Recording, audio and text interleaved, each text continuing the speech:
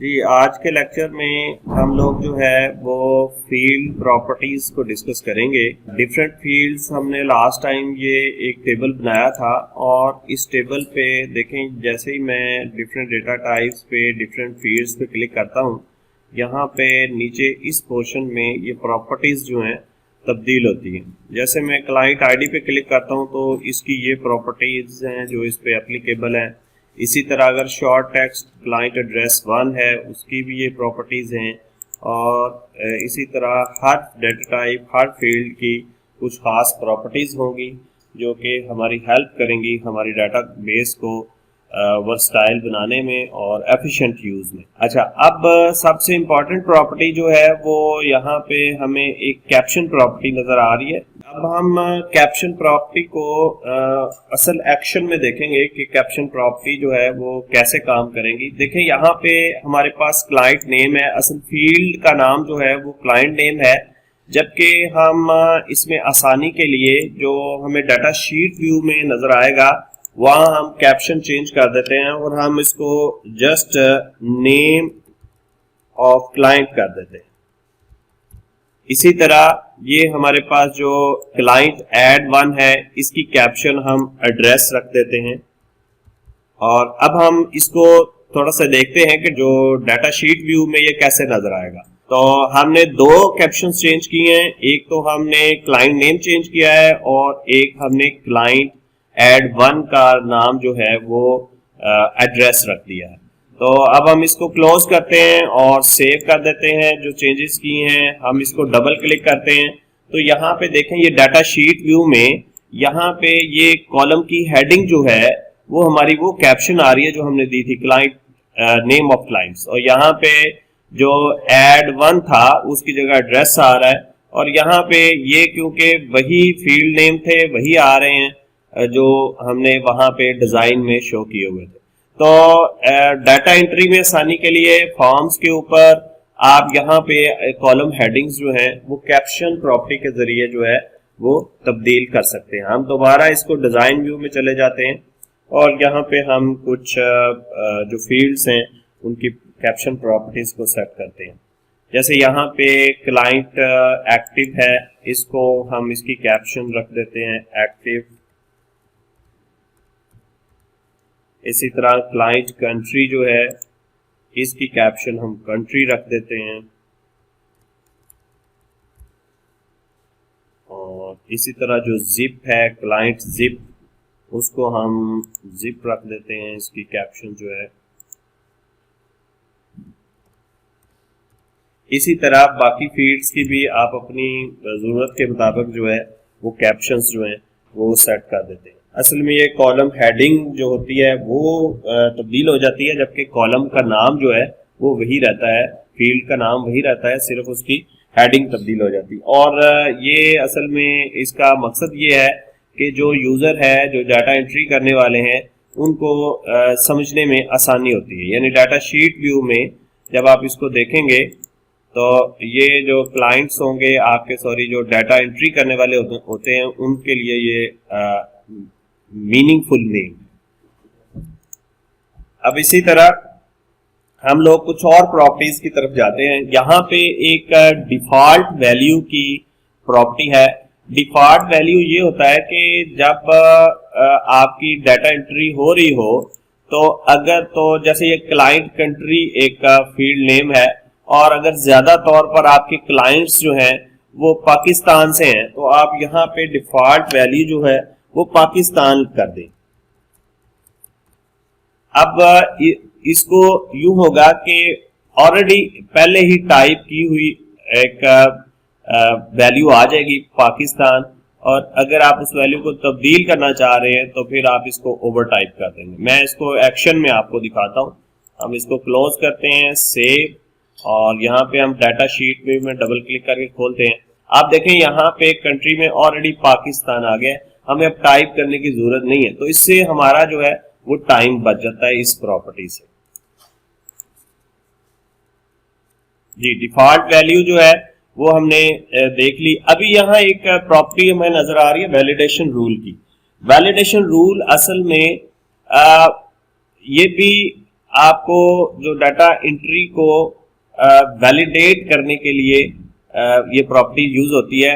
जैसे मैं आपको करके दिखाता हूँ, देखें यहाँ पे क्लाइंट सब्सिडी है और यहाँ पे नंबर डेटा टाइप है इसकी डिफॉल्ट वैल्यू जो है, सॉरी वैलिडेशन रूल में हमने लिखा हुआ है कि ग्रेटर देन इक्वल टू 0, कि जो आपने क्लाइंट को सब्सिडी देनी है वो ग्रेटर देन इक्वल टू 0 है। अगर आप माइनस में टाइप करना शुरू कर देंगे या गलती से ऑपरेटर इसको माइनस में टाइप करना शुरू कर देगा या 0 से कम वैल्यू देगा, तो वो एक एरर मैसेज आपको दे देगा कि आप अपने असूलों की खिलाफ वर्जी कर रहे हैं। इस तरह जो वैलिडेशन रूल से आपकी डाटा एंट्री में गलतियों के चांसेस जो हैं वो कम हो जाते हैं। एक प्रॉपर्टी नीचे भी हमें नजर आ रही है, वैलिडेशन टेक्स्ट।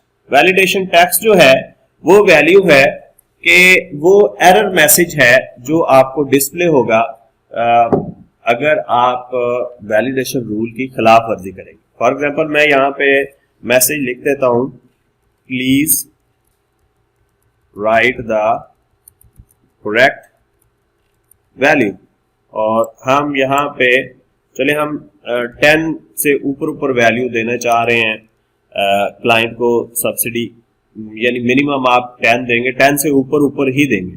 तो अब हम इन दोनों प्रॉपर्टीज को एक्शन में देखते हैं कि ये कैसे काम करेंगी। तो मैं इसको सेव कर देता हूं। अब मैं इसको डबल क्लिक करके खोलता हूं और यहाँ पे मेरे पास क्लाइंट सब्सिडी है। ये देखें, ये वैल्यू यहाँ पे आपको जो है वो 0 बाय डिफॉल्ट हमने शो की हुई थी। तो अब मैं इसको अगर करूंगा 2, तो ये मुझे जैसे ही मैं आगे जाने लगूंगा तो वो फौरन मुझे रोक लेगा कि please right the correct value. जो एरर मैसेज हमने लिखा था वो हमें आ गया। तो जब तक आप करेक्ट वैल्यू नहीं देंगे, अब करेक्ट वैल्यू क्या है, 10 से ग्रेटर देन या इक्वल टू है। अगर हम 12 दे देते हैं तो फिर ये please enter a value in the client table field. हाँ, यहाँ पे बाकी जो फील्ड्स है उनको भी आपने फिल करना है इसके साथ साथ। तो ये जो आपकी वैलिडेशन जो रूल है वो प्रॉपर्टी यहाँ पे क्लियर हो रही है कि अगर हम वैलिडेशन रूल्स की खिलाफ वर्जी करेंगे और हमें एक एरर मैसेज जो है वो डिस्प्ले हो जाएगा, और वो एरर मैसेज अभी थोड़ी देर पहले आपको डिस्प्ले हुआ था। अभी मैं इस पूरे फील्ड को सबको जरा फिल कर देता हूँ और इधर भी कोई वैल्यू हम दे देते हैं और इधर भी कोई वैल्यू दे देते हैं और जिप में भी हम कोई वैल्यू दे देते हैं। यहाँ पाकिस्तान है और यहाँ पे हम डेट कोई यहाँ पे डेट सेलेक्ट कर देते हैं। इसी तरह एक्टिव को हम कर देते हैं, क्लाइंट नोट्स में कोई वैल्यू दे देते हैं। अब ये देखें, अब हम अगले रिकॉर्ड पर आ गए। एक रिकॉर्ड हमारा फिल हो गया और अब हम अगले रिकॉर्ड में वैल्यूज जब देंगे तो मैं यहाँ पे कुछ वैल्यूज दे रहा हूं, ये रफ सी वैल्यूज हैं।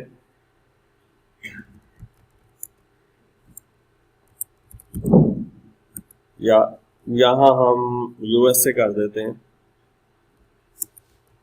और हम आगे जाते हैं, यहाँ पे डेट देते हैं और फिर ये भी एक्टिव है, ये भी एक्टिव है, क्लाइंट नोट्स में कोई वैल्यू देते हैं।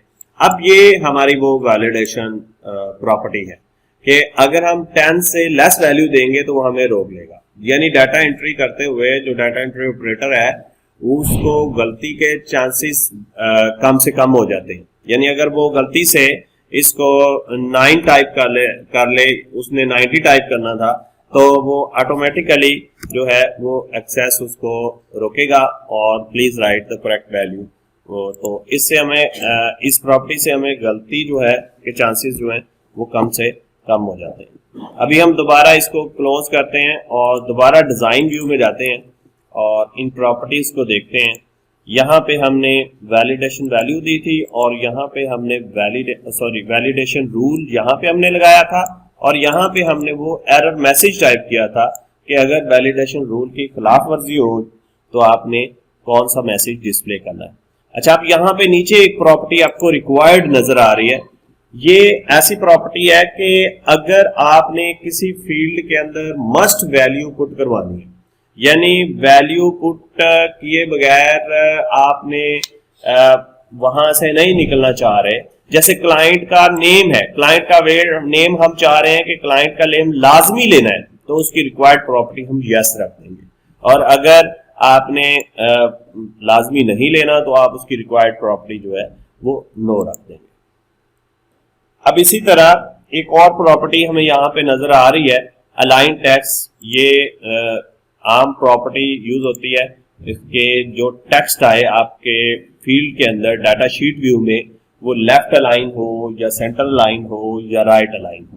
تو یہ کچھ پراپرٹیز تھیں جو ہم نے ڈسکس کی، جس میں ہم نے کیپشن پراپرٹی ڈسکس کی، ہم نے ایک ڈیفالٹ ویلیو پراپرٹی ڈسکس کی، ہم نے ویلیڈیشن رول لگائے، ہم نے ویلیڈیشن ٹیکسٹ بھی لگایا، اور پھر ہم نے ریکوائرڈ پراپرٹی کو بھی ڈسکس کیا کہ اگر آپ کو فیلڈ کے اندر ڈیٹا انٹری ضرور چاہیے تو پھر آپ اس کی ریکوائرڈ پراپرٹی کو یس کر دیں گے۔ آپ اس کو ڈبل کلک کریں گے تو یس ہو جائے گا، دوبارہ ڈبل کلک کریں گے تو یہ نو ہو جائے گا۔ اسی طرح پھر ہم نے الائن ٹیکسٹ پراپرٹی کو بھی ڈسکس کیا کہ اگر فیلڈ کے اندر جو آپ کا ٹیکسٹ آئے، جو ویلیو آئے، وہ کس طرف الائن ہو، رائٹ الائن ہو، لیفٹ الائن ہو یا آپ ڈسٹریبیوٹیڈ ہو۔